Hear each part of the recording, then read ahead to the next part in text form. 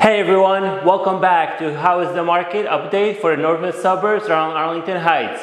Yes, I'm back. I took a short break from this series, but messages kept rolling in asking to bring it back.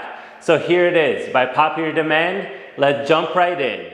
First, remember, our channel is about our local market. Big negative headlines about Florida, Texas, or Arizona, completely different story. Here in Midwest, the single-family home market is still very stable. Inventory is tight, and the nice homes are still getting multiple offers.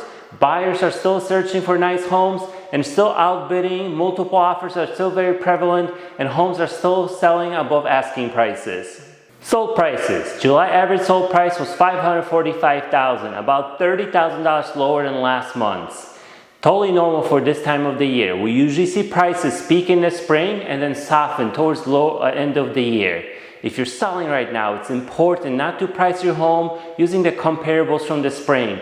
Buyer demand is much different right now, especially when the school is back in session right now. If you're buying and school districts are not a big factor for you, this could mean that you have a chance to face less competition and purchase the home a little bit cheaper right now. Are you wondering what's happening with asking prices?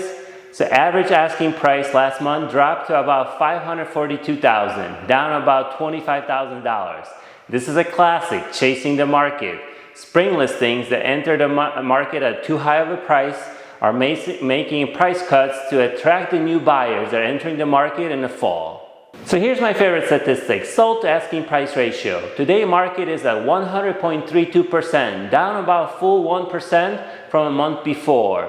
A fully updated move-in ready home could generate about $20,000 to $30,000 over asking, but you're not fighting 10 to 12 different buyers for the same house. You're probably facing between 3 to 5 different buyers. This townhome, when we listed it 3 days ago, generated 9 offers, and we sold it about $20,000 over a $400,000 asking price. So you see, right now in the fall, you're going to be facing less competition, but if the home is nice, buyers are still willing to pay a little bit over the asking price.